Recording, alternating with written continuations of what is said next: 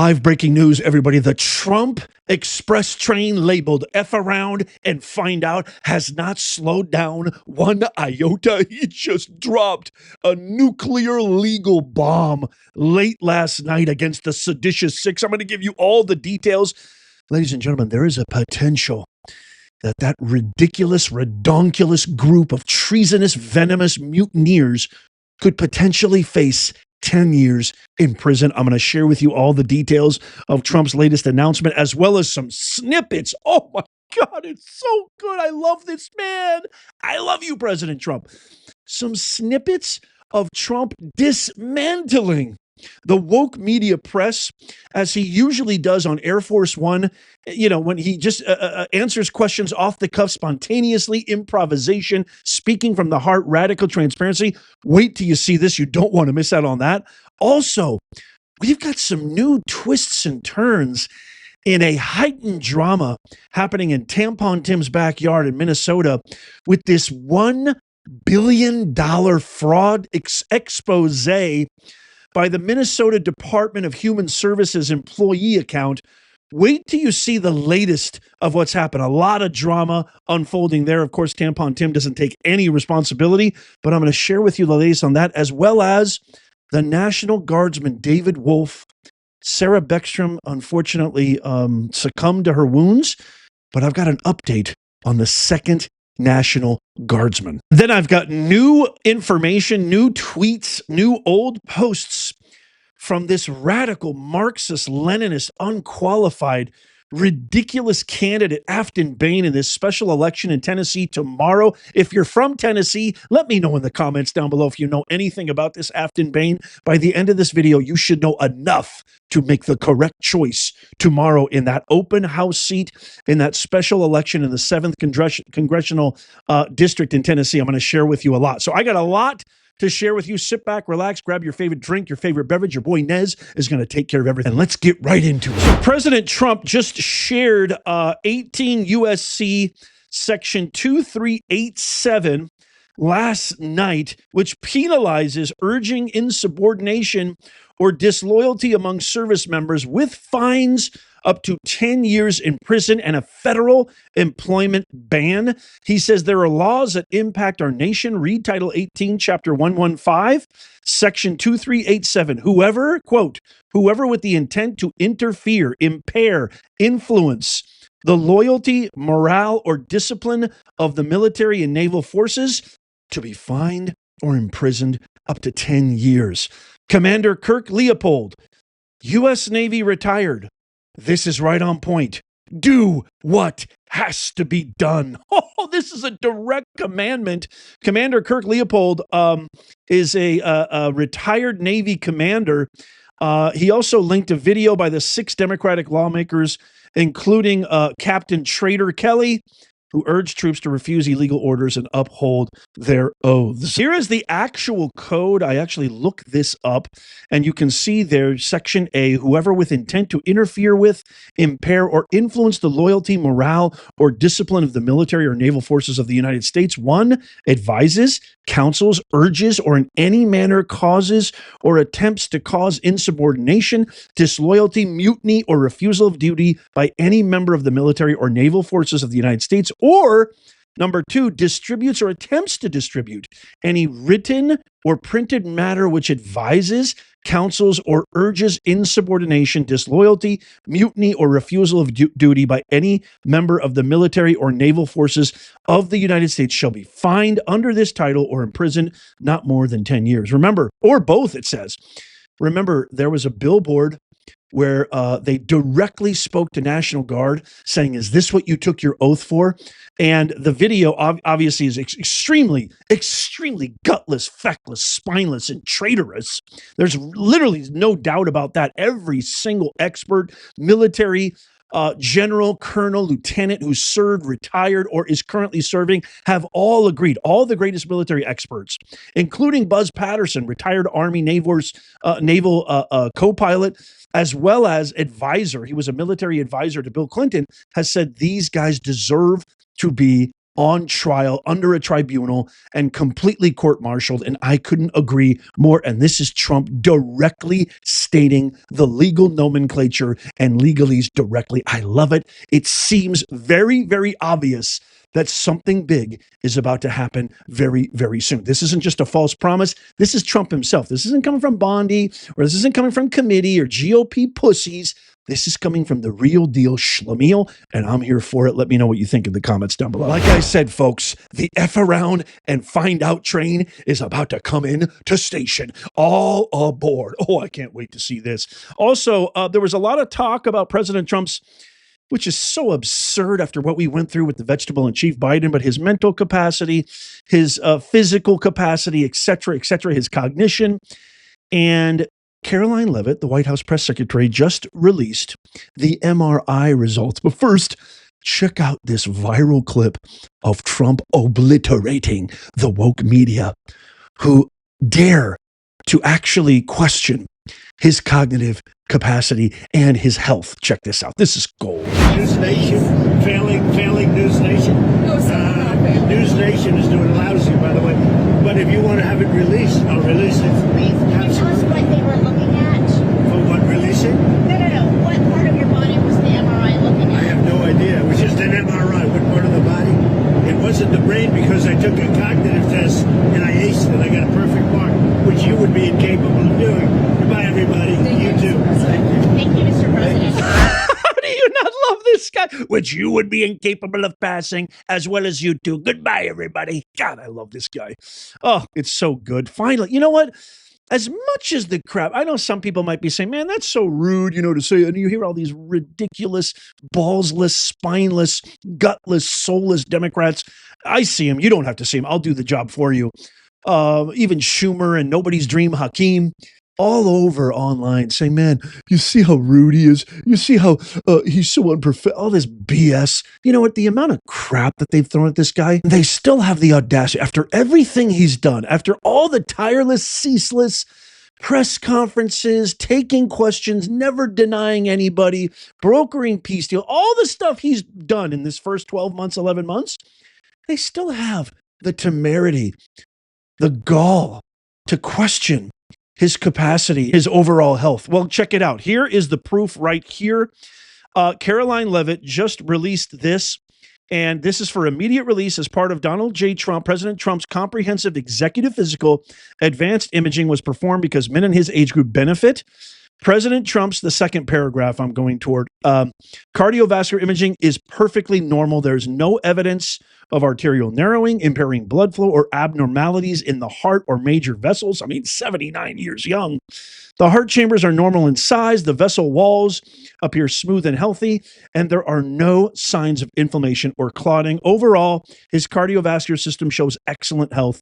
His abdominal imaging is also perfectly normal. All major organs appear very healthy and well perfused. Everything evaluated is functioning within normal limits with no acute or chronic concerns. And if you're an American, you should be as happy, excited, dancing on the moon as I am, because we have a commander-in-chief who's finally fixing our country, and it's imperative that he is completely up for the task, which this document and this test by actual doctors proves. Okay, let's move over to Minnesota in Tampon Tim's backyard in this developing, very strange, bizarre drama. This is what unfolded. So you can see right there on your screen, the MDHS actually posted Tim Walz is 100% responsible for massive fraud in Minnesota. We let Tim Walz know of fraud early on, hoping for a partnership and stopping fraud, but no. We got the opposite response. Tim Walz systematically retaliated against whistleblowers using monitoring, threats, repression, and did his best to discredit fraud reports. Instead of partnership, we got the full weight of retaliation by Tim Walz, certain DFL members, and an indifferent mainstream media. It's scary, isolating, and left us wondering who we can turn to. His own state tried to plead with help. Well, this complete, utter abysmal failure. Goes all over these media networks, these woke apparatus networks, claiming he's for America, claiming he's for Minnesota, claiming he's for the law, claiming there's no crime, claiming there's no problems in his state. You know, governors, we arrest people, we take care of everything. We don't just unilaterally do things. No. It's just complete BS. Well, check this out. Here's the drama that unfolded today. That account got suspended by X. This was earlier today. This account got suspended by X. There is no real accounting for this. Elon's been tagged in a bunch of posts, but of course, Elon's got 1 billion and 6 things to do. He's not even really running X anymore. He's overseeing things, but he's not really directly in charge anymore. But a lot of people have been reaching out, trying to find answers to their questions and getting really nowhere. So what they did is they created another account and they posted this. Our original Twitter account was wrongfully closed due to the oppression of speech at DHS. We will continue to start new Twitter accounts to share evidence of corruption and wrongdoing at our agency with the public. We need corruption to stop. We will not be silenced. Hashtag no more corruption. Then Trump posted this. Welcome to Minnesota. Great job, Governor Waltz.